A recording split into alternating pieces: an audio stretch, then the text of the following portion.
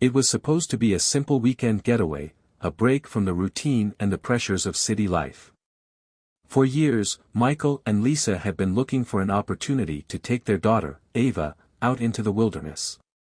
Life in the city had become overwhelming, and with Lisa's job at the hospital and Michael's long hours as a mechanic, family time had become scarce. So, when they found a secluded cabin by a peaceful river, it seemed like the perfect escape. The drive there was quiet but filled with anticipation. Ava, just shy of 13, couldn't hide her excitement. Her eyes were wide as she gazed out the window, imagining the adventures awaiting her. She had always been drawn to nature, to the unknown. Michael and Lisa, on the other hand, were a bit more reserved. Michael had always loved the outdoors but had never been a fan of the wilderness after a close call during his younger years. Lisa was the practical one, always thinking about safety, making sure they were prepared for every scenario. "Don't go too far, Ava," Lisa warned as they unloaded the car upon arrival. "This place might look peaceful, but we don't know anything about it. Always stay close to the cabin." Ava rolled her eyes but nodded. Her mother's overprotectiveness had been a constant source of annoyance. Michael, though, smiled and gave his daughter a playful wink. "Your mom's right. Let's take a walk down to the river, but stay in sight." The cabin was rustic and charming, nestled between towering trees. It looked like something straight out of a postcard, a perfect place to unwind. The river, winding quietly beside the cabin, reflected the setting sun in glimmering golds and oranges. It was peaceful here. As the sun dipped lower in the sky, Michael and Lisa decided to unpack and settle in while Ava explored the area around the cabin. The evening passed in quiet serenity. They ate dinner on the porch as a family, laughing and talking. For the first time in months, Lisa felt a sense of relaxation. She hadn't realized how much she missed this, just being with her family in a quiet, beautiful place. Ava talked excitedly about the things she had seen, from birds to flowers, while Michael nodded, proud of his daughter's curiosity. But the calm wouldn't last. The next morning, they decided to take a hike down to the river. The area was beautiful, lush trees surrounded them, their leaves whispering in the morning breeze. The trail wound through the forest, leading them down to a wide, slow-moving stretch of the river. It was the kind of place that felt timeless, where you could lose yourself in the sound of nature. Ava ran ahead, her laughter echoing through the trees. She was eager to explore. Michael and Lisa followed at a more leisurely pace, enjoying the peace of the moment. It was hard to believe that anything could go wrong in such a perfect setting. The river was still, its surface reflecting the bright blue sky above. Sunlight danced on the water's surface, creating shimmering patterns that made the river seem like it was alive. Michael knelt by the edge, dipping his hand into the cool water. The touch of it made him feel at peace, until he noticed something strange. "Something feels off," he murmured, though he couldn't put his finger on it. Lisa looked at him curiously. "What do you mean?" "I don't know. It just feels too quiet. Like the river's waiting for something." Ava, who had wandered off a bit farther downstream, called back to them. "This place is amazing. I think I found something." Her voice was distant, but her tone was excited. Michael stood, brushing off the strange feeling, and waved toward his daughter. "Stay close, Ava," he called, though his voice lacked the sternness it usually held. He wanted her to enjoy the moment, but something nagged at him. As the sun began to sink lower in the sky, a strange sound suddenly pierced the air. It was low at first, like a rumble from deep within the earth, and it grew louder. Michael's heart skipped a beat. The hair on the back of his neck stood on end as he scanned the surroundings. Lisa froze, her eyes wide. "What is that?" she whispered, a tremor in her voice. Ava looked up from where she was crouched by the riverbank, her face drawn with confusion. I don't know.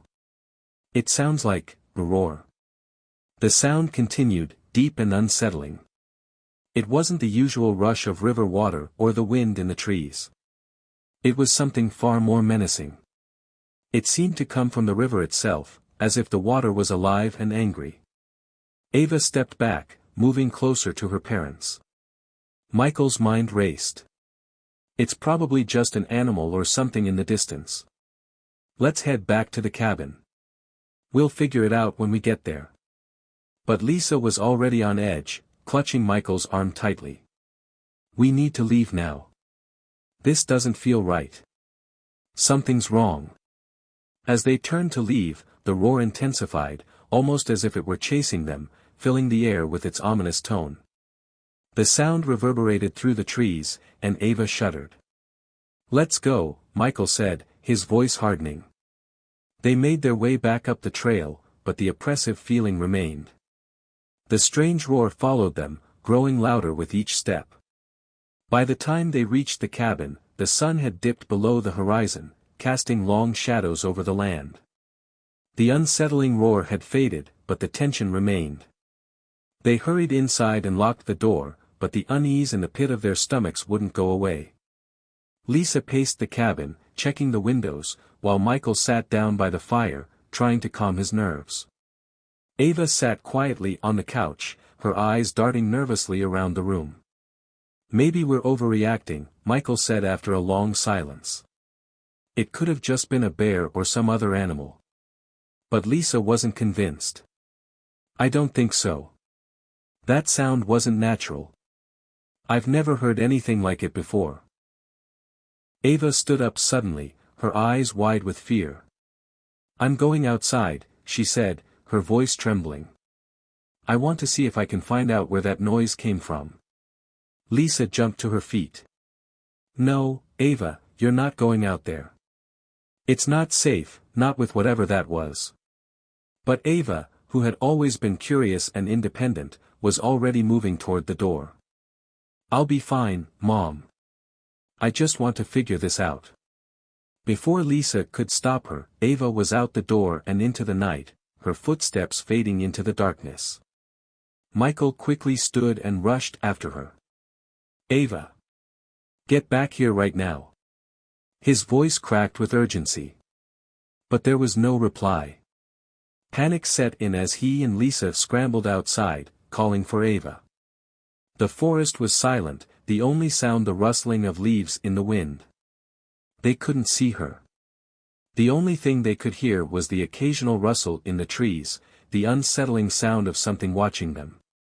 After what felt like hours of searching, Michael's voice cracked as he called out, Ava.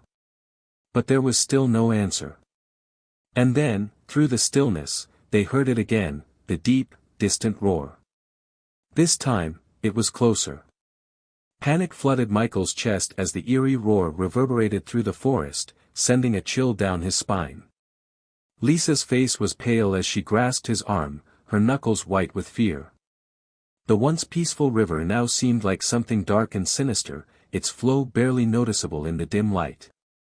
Ava's out there, Lisa whispered, her voice breaking. She's gone. We have to find her, Michael said, his voice urgent but shaky. She can't be far. We've got to move fast. The couple's search became frantic. They called her name, their voices carried by the wind, but no reply came. The thick trees and growing darkness made it feel like the world was closing in on them. Suddenly, a figure appeared, a local man, dressed in worn, faded clothes. He emerged from the trees, his face somber and etched with age. His eyes, however, were sharp as they locked onto Michael and Lisa. You're looking for her, the man said in a quiet, gravelly voice. The girl who went missing. The river's taken her, hasn't it? Michael's heart sank, the words hitting him like a blow.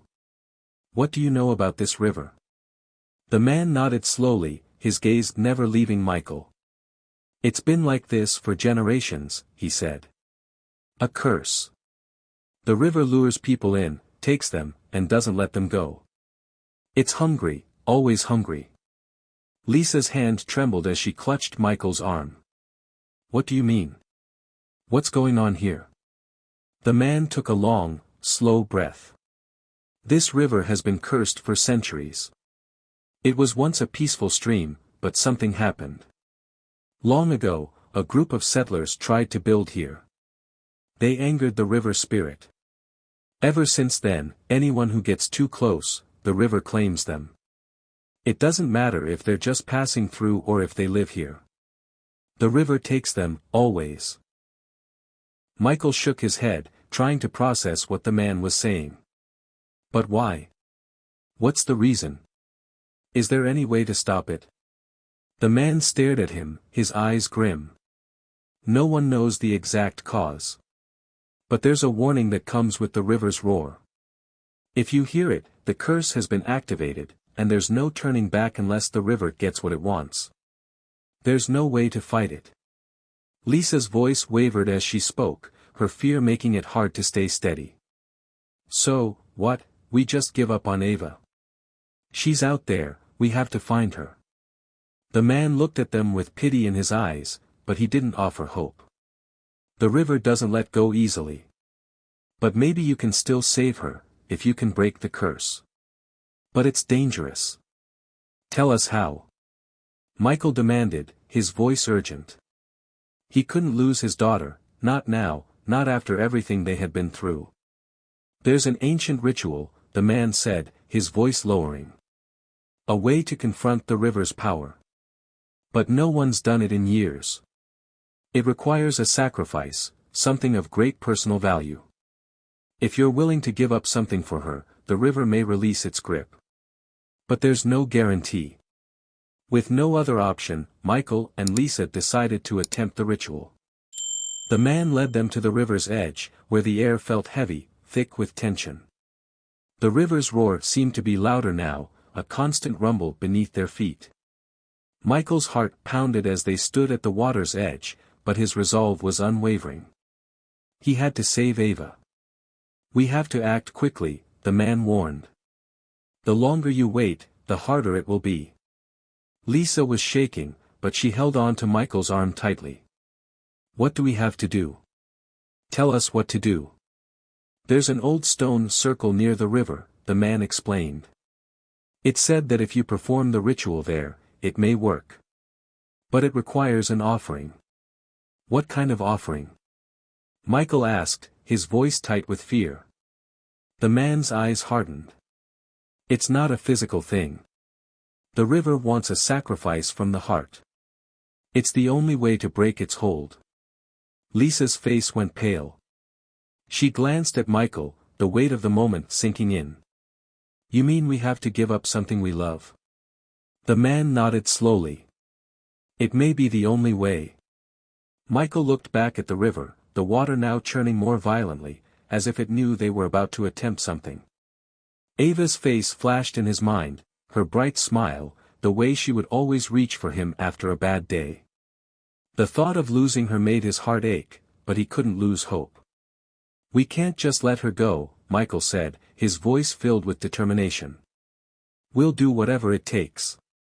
The family walked together to the stone circle. The wind howled around them, carrying with it the faintest whisper, almost like voices calling out from the river. Michael set down the small bundle he'd carried with him, a treasured keepsake from his late mother. It was a simple, old-fashioned locket, but it held deep meaning for him. I'll offer this, he said, his voice trembling slightly. It's the only thing I have left of her. If it will help, then I'll give it. Lisa hesitated, her eyes locked on her daughter's face as the memory of their time together ran through her mind. Finally, she spoke. I'll give my ring, my wedding ring. It's a symbol of my bond with Michael, but I can't bear the thought of losing Ava. Together, they placed the items by the stone circle, their hands trembling as they whispered the ancient words the man had taught them. The river seemed to respond, its roar growing louder. The ground beneath them vibrated with the power of the water.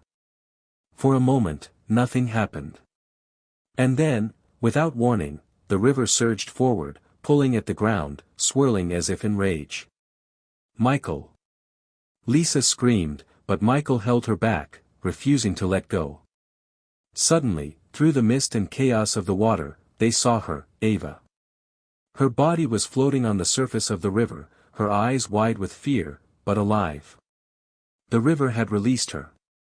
The river's waters began to swirl more violently as Ava floated toward them. Michael's heart nearly stopped when he saw her.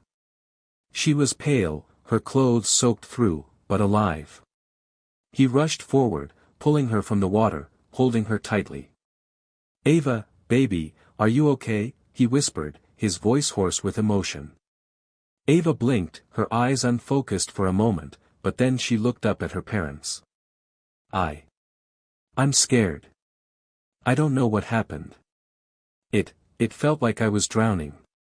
The roar of the river was deafening now.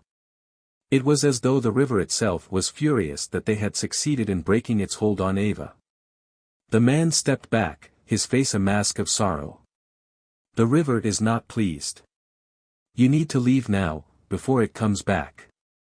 Michael held Ava close, trying to comfort her as they made their way back to the cabin. The tension was thick in the air, the sense of danger still palpable. But they were together. That was all that mattered. They had survived.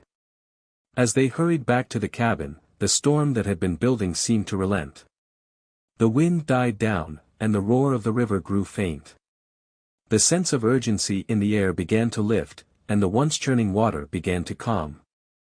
Ava clung to her parents, her body shaking from the ordeal. Michael held her tightly, trying to offer comfort, but the terror they had just endured was still fresh in his mind. "We're going to be okay," Michael reassured her, his voice firm despite the fear that had gnawed at him. Lisa hugged both of them tightly. "I don't know how we did it, but we did. We're alive." The man who had guided them to the stone circle stood at the edge of the cabin, watching silently. When he saw that they were safe, he nodded, his face unreadable. "You've broken the curse," he said softly. "But remember, this place will always hold its secrets. The river doesn't forget." Michael nodded, grateful but unsettled by the man's warning. As he watched the river, now peaceful and still, he couldn't help but feel a lingering sense of dread. They left the cabin early the next morning, the memory of their harrowing experience still fresh in their minds. Ava had barely spoken since they'd left the riverbank, but her silence spoke volumes. They had been through something extraordinary, something that most people would never believe if they hadn't witnessed it themselves. As they drove back home, Lisa sat next to Michael, her hand resting on his. Ava was asleep in the back seat, her head against the window, her face pale but at peace. The city seemed so distant now. The noise, the rush of life, it felt irrelevant after what they had endured. Michael and Lisa didn't speak much, but they shared a quiet understanding. They had faced the river's power together and survived. And while the memory would stay with them forever, they knew they had something even more precious, each other. Ava stirred, her eyes blinking open as the car drove away from the river. "I don't think I'll ever forget that place," she whispered. "But I'm glad we're going home." Michael and Lisa both nodded in agreement.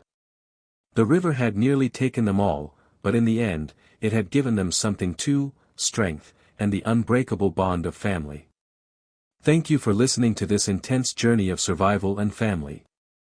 If you enjoyed the story, don't forget to like, subscribe, and hit the notification bell.